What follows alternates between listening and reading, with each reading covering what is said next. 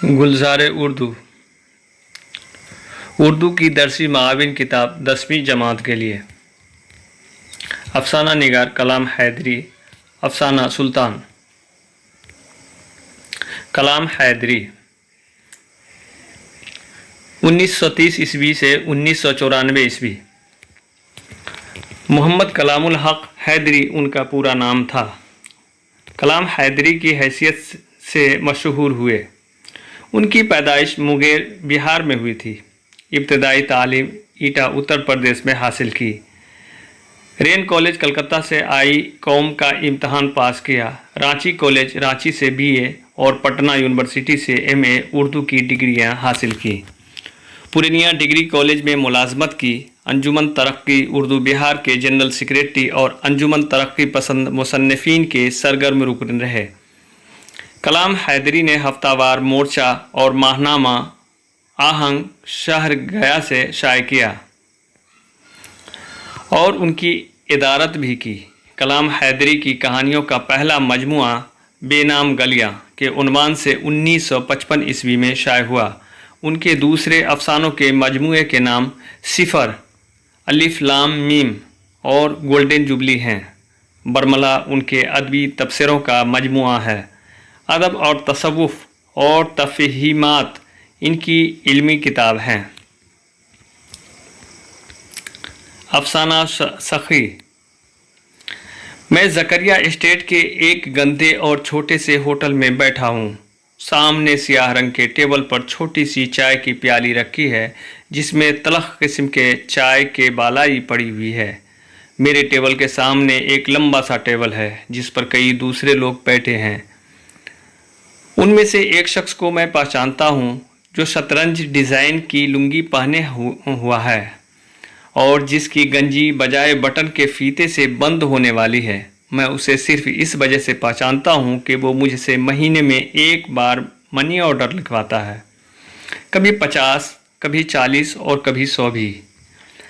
ये कहाँ रहता है मैं नहीं जानता, ये क्या करता है मैं ये भी नहीं जानता। ये मनी ऑर्डर कहाँ भिजवाता है सिर्फ ये मैं जानता हूँ। बीबी सकीना मार्फत शराफत हुसैन, बीड़ी दुकान पूर्णिया। मैंने अब चाय की प्याली अपने होठों से लगा ली और बालाई होठों से उलझ रही। मैंने फूंक मारकर बालाई को कुछ हटा दिया और तब पहले घूंट के साथ एक मीठी तलखदार हल्क से पेट में उतरती हुई महसूस कर रहा हूँ। मैंने प्याली वापस तश्तरी में रख दी है। बीबी सकीना के बारे में मुझे इतना ज़रूर मालूम है कि इस शतरंजी डिज़ाइन की लुंगी वाले की बीवी है और ये भी जानता हूँ कि उसका नाम मौला है और मनी ऑर्डर लिखवाते वक्त अपना नाम मौला बख्श लिखवाता है। पहले पहल जब मैंने उसे मनी ऑर्डर फॉर्म पर लिखने के लिए उसका पता पूछा तो उसने अपना नाम मौला बख्श बताया और कहा, मार्फती आप अपना ही लिख दीजिए। चुनांचे मेरी मार्फत रुपया भेजने वाले के पते से भी मुझे नावाकिफ़ ही रहना पड़ा।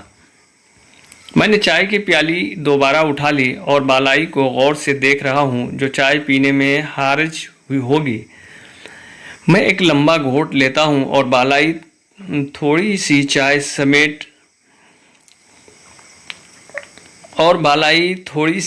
समेत मेरे मुंह में चली जाती है और मैं मुंह चलाने लगता हूँ। बीबी सकीना का शौहर पस्त कद का गट्ठा हुआ स्याही माइल आदमी है जिसके कान की लोथरी सी कटी हुई है।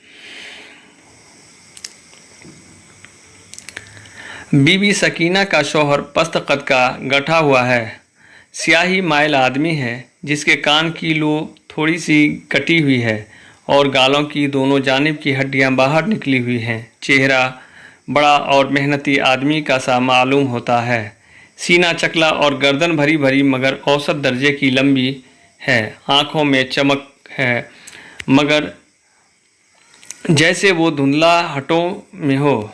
दाहिने हाथ की शहादत वाली उंगली का नाखून नुकीला और लंबा है मैंने प्याली फिर हाथ में ले ली और होटल में आने वाले 2 अफराद को देखने लगा हूँ जो दरवाजे के पास ही रुक गए हैं और होटल का जायज़ा ले रहे हैं।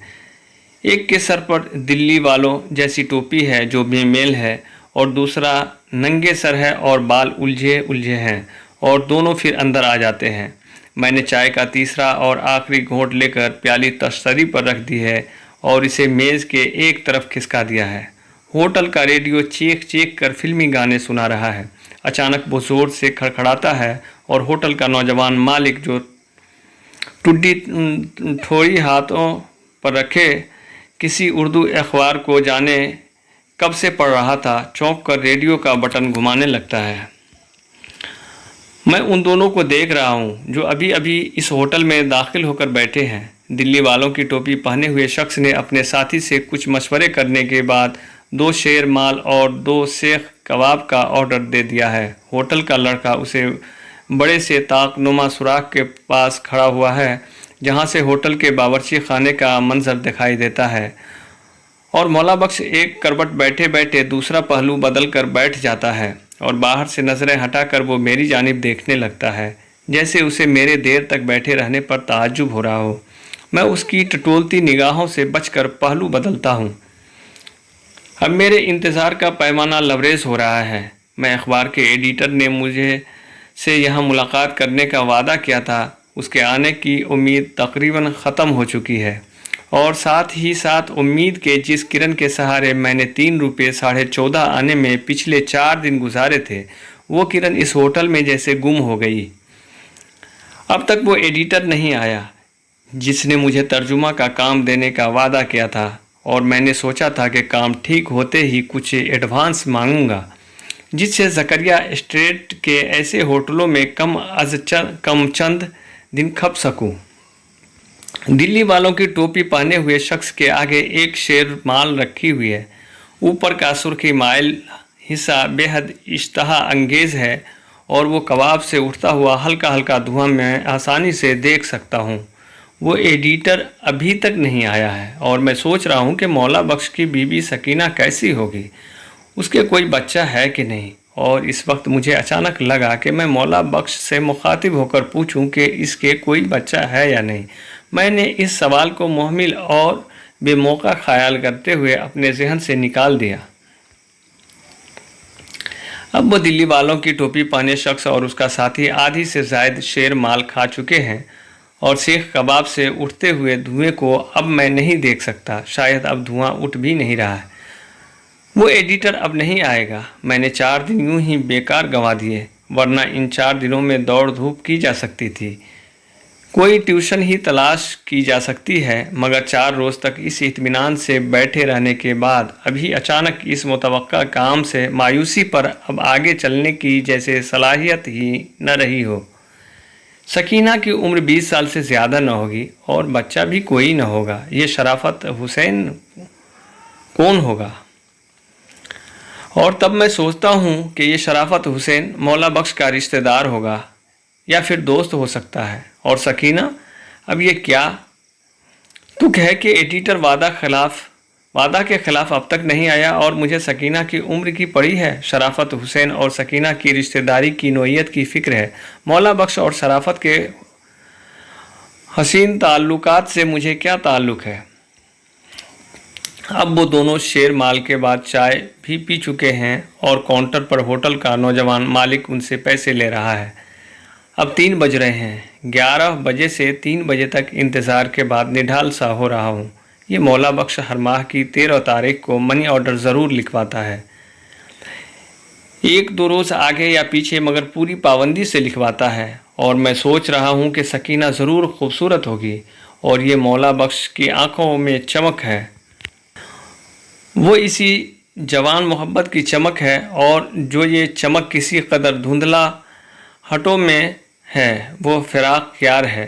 3 रुपये 14.5 आने के तकरीबन जुदा हो जाने के बाद एडिटर नहीं आया तो अब क्या होगा?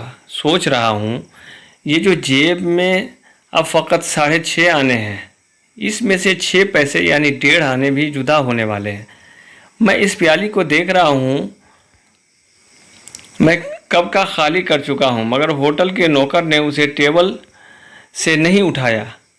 यही वो प्याली है जो मुझे मज़ीद 1.5 आने से महरूम कर देगी और मेरी जेब में 5 आने रह जाएंगे, और कलकत्ता शहर और ये ज़करिया एस्टेट और ये दिलकुशा होटल।